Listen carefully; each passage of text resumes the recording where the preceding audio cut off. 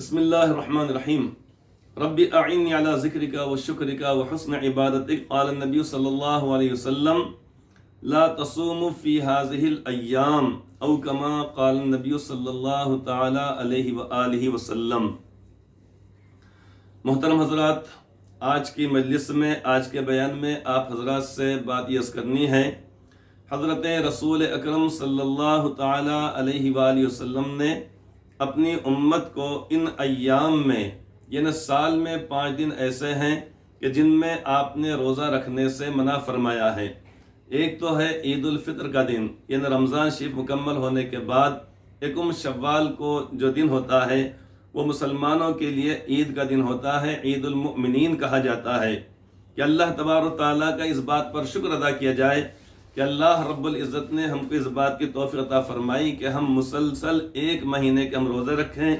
اللہ تعالیٰ کی خوشنودی کی خاطر ہم بھوکے پیاسے رہیں، خواہشات سے اپنے آپ کو روکے رکھیں۔ جب اللہ تعالیٰ نے ہم کو اس کی توفیق عطا فرمائی اور ہم نے اپنے آپ کو ان چیزوں سے بچائے رکھا، اب اس کے بعد وہ موقع آتا ہے کہ ہم اللہ تعالیٰ کی عطا کردہ نعمتوں کو لذت کے ساتھ، خوشی کے ساتھ، مسرت کے ساتھ اور مزے لے لے کر ہم کھائیں۔ ایسے ہی جب سال ختم ہونے لگتا ہے، ذی الحج کا مہینہ شروع جب ہو جاتا ہے اور جب یہ 10 تاریخ آتی ہے ذی الحج کی، تو یہ عید الاضحیٰ، یعنی قربانی والی عید اسے کہا جاتا ہے، تو یہ موقع آتا ہے۔ تو دوسرا دن ہے عید الاضحیٰ، چونکہ ایمان والوں کے لیے اللہ تبارک و تعالیٰ نے سال میں 2 ہی عیدیں رکھی ہیں، عید الفطر اور عید الاضحیٰ۔ البتہ ہر جمعہ کو ایک جو جمعہ کا دن جو ہوتا ہے اس کو عید المؤمنین کہا جاتا ہے، مسلمانوں کے لیے عید اور خوشی اور مسرت کا دن ہے۔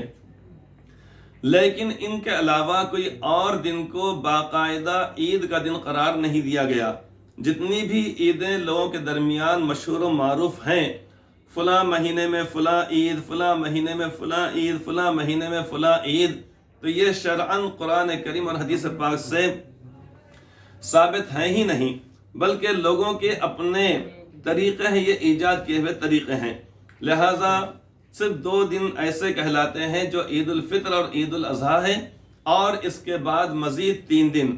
یعنی 11، 12، 13 ان ایام میں اللہ کے پیارے نبی صلی اللہ علیہ وسلم نے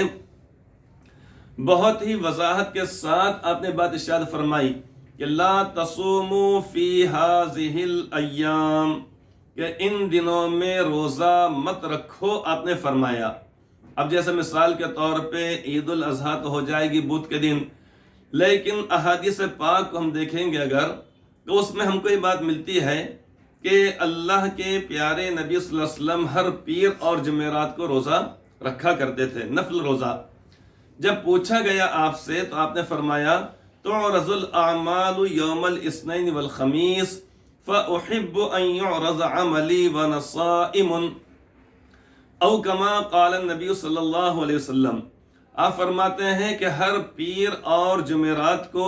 اللہ تعالیٰ کی بارگاہ میں لوگوں کے اعمال پیش کیے جاتے ہیں۔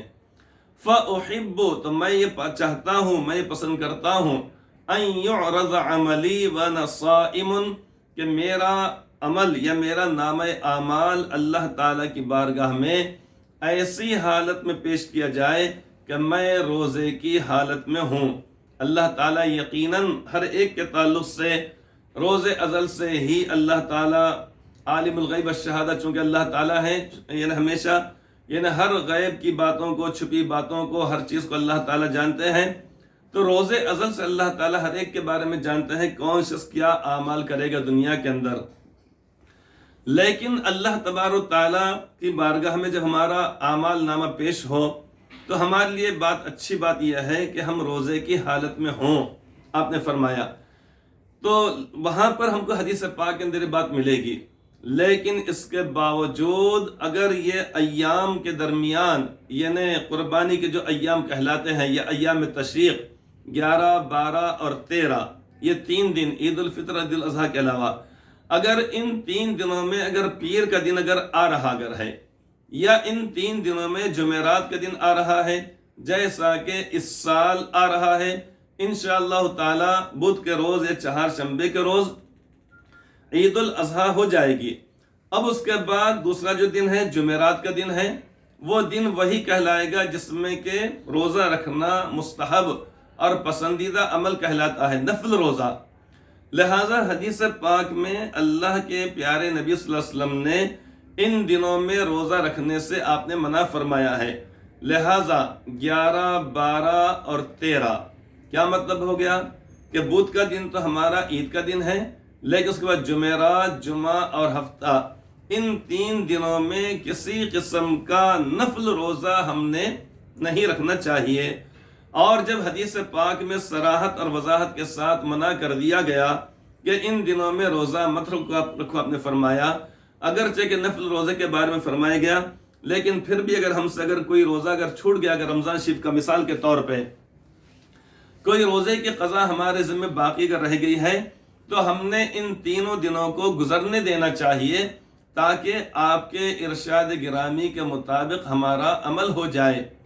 حالانکہ وہ روزہ رکھنا ہمارے لیے فرض ہے، جو چھوٹا ہوا ہمارا روزہ ہے وہ رکھنا ہمارے لیے لازمی ہے اور ضروری ہے، رکھنا ہی رکھنا ہے، لیکن پھر بھی آپ یہ فرماتے ہیں کہ ان 3 دنوں کے اندر یہ نفل روزہ وغیرہ رکھنے سے جب آپ نے منع فرمایا ہے، جس طریقے سے کہ عید الفطر اور عید الاضحیٰ کی نماز ہونے تک کوئی نفل پڑھنا فجر کے بعد سے لے کر وہاں تک منع ہے، یہاں تک کہ علماء کرام نے وضاحت کی ہے کہ اس روز اشراق کی نماز بھی نہیں پڑھنا چاہیے۔ مثال کے طور پہ یعنی سورج نکلنے کے بعد آدھے گھنٹے کے بعد جیسا وقت ہو جاتا ہے اشراق کی نماز پڑھی جاتی ہے۔ اب فرض کیجئے کہ 1 گھنٹے کے بعد سورج نکلنے کے اگر عید الفطر کی نماز پڑھی جا رہی ہے یا عید الاضحیٰ کی نماز پڑھی جا رہی ہے، تو اس وقت نماز کے بعد سے لے کر فجر کی نماز کے بعد سے لے کر وہاں تک کسی قسم کوئی نفل، یہاں تک کہ اشراق کی نماز بھی نہیں پڑھنا چاہیے۔ تو کس چیز کے اندر مصروف رہنا؟ یا تو عید کی نماز کی تیاری کے اندر ہم مصروف رہیں، یا ذکر و اذکار کے اندر ہم مصروف رہیں، یا اسی طریقے سے کسی اور عمل کے اندر ہم مصروف رہیں، لیکن اشراق کی نماز کو بھی پڑھنے سے منع کیا گیا۔ تو اسی طریقے سے یہ ایام اللہ تبارک و تعالیٰ کی جانب سے اپنے بندوں کے لیے انعامات ہیں اور احسانات ہیں۔ اللہ تبارک و تعالیٰ اپنے بندوں کو ان ایام میں، ان دنوں میں خوش خوش دیکھنا چاہتے ہیں، کھاتے ہوئے اور پیتے ہوئے دیکھنا چاہتے ہیں۔ اللہ تعالیٰ چاہتے ہیں کہ میرے بندے ان ایام کے اندر، ان دنوں کے اندر جو میرے لاڈلے اور میرے خلیل اور میرے پیارے بندے حضرت ابراہیم علیہ السلام کی جو سنت ہے اس پر جب انہوں نے عمل کیا، اور میں نے جو اپنے فضل و کرم سے ان کے لیے جو گوشت عطا کیا ہے اس جانور کی شکل میں، یا میں نے جو جانور ان کو دیا ہے قربانی کرنے کے لیے، اور جس کا گوشت ان کے پاس موجود ہے وہ کھائیں۔ جس طریقے سے ایک باپ کو مثال کے طور پہ اپنے بچوں کو کھاتا ہوا دیکھ کر خوشی ہوتی ہے، کوئی بھی ماں باپ جو کماتے ہیں، والد جو کماتے ہیں، وہ اپنے بچوں کے لیے، اپنے والدین کے لیے، خود اپنے لیے اس طریقے سے کماتے ہیں، اور ان کو خوشی ہوتی ہے۔ اپنے بچے کے جسم پر اچھے کپڑے دیکھ کر وہ خوش ہوتے ہیں، اپنے بچے کے سر پر اچھی ٹوپی دیکھ کر وہ خوش ہوتے ہیں، اپنے بچے کے پیر میں اچھی چپل اور اچھا جوتا دیکھ کر وہ خوش ہوتے ہیں، اپنے بچے کو مسکراتا ہوا دیکھ کر وہ خوش ہوتے ہیں۔ تو ان کو اچھا لگتا ہے کہ گھر میں کوئی چیز لے کر آئی جائے، مثلا مٹھائی لائی جائے یا اسی طریقے سے کوئی اور چیز لائی جائے، تو ماں باپ کو خوشی ہوتی ہے بچہ کھا رہا ہے۔ اور اگر بچہ نہیں کھاتا اگر ہے تو ماں باپ کو خوشی نہیں ہوتی ہے، بلکہ وہ فکر مند ہوتے ہیں کیا بات ہے، کیا طبیعت خراب ہے یا اور کوئی بات پیش آ گئی۔ لہٰذا ماں باپ کو اچھا لگتا ہے بچہ کھائے۔ تو اللہ تبارک و تعالیٰ تو اپنے بندوں پر 70 ماؤں سے زیادہ مہربان ہیں۔ یہ کہاوت ہے، یہ بتلائی جاتی ہے بات، ورنہ دنیا کے اندر جتنی مائیں ہیں، اور چونکہ ماں کی ممتا اور ماں کی محبت مشہور ہے، اس لیے مثال کے طور پر پیش کیا جاتا ہے کہ اللہ تبارک و تعالیٰ 70 ماؤں سے زیادہ مہربان ہیں۔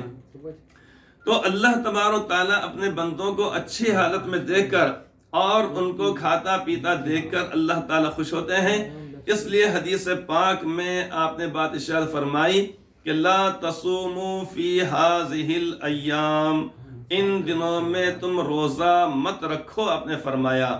ہمارا عمل اس وقت ہی اطاعت اور فرما برداری کہلائے گا جب کسی چیز سے روکا جائے تو رک جانا انسان کا وہی نیکی کہلاتا ہے۔ مثلا سورج ڈوب جانے کے بعد، یقین ہو جانے کے بعد اللہ تعالیٰ اپنے بندوں کو چاہتے ہیں اور دیکھنا چاہتے ہیں کہ وہ کھائیں اور پئیں۔ اگر کوئی شخص 15 منٹ کے بعد کھارا پیرا اگر ہے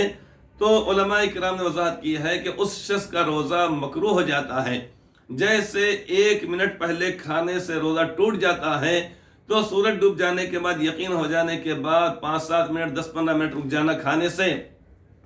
اس کو تقویٰ سمجھنا، یہ بھی اپنے روزے کو مکروہ کر دیتا ہے۔ لہٰذا ان دنوں میں 5 دنوں میں سال بھر میں ایسے ہیں جس میں روزہ رکھنا نہ صرف ناجائز بلکہ حرام ہے، لہٰذا ان چیزوں سے بچنا چاہیے۔ تو 10، 11، 12، 13 یا عید الاضحیٰ کے بعد مزید 3 دن، اور اس سال یعنی جمعرات، جمعہ، ہفتہ، ان ایام میں کسی قسم کا کوئی ہم نفل روزہ وغیرہ نہ رکھیں۔ اللہ تعالی ہم سب کو اپنی نعمت کی قدر کی توفیق عطا فرمائے، آمین ثم آمین۔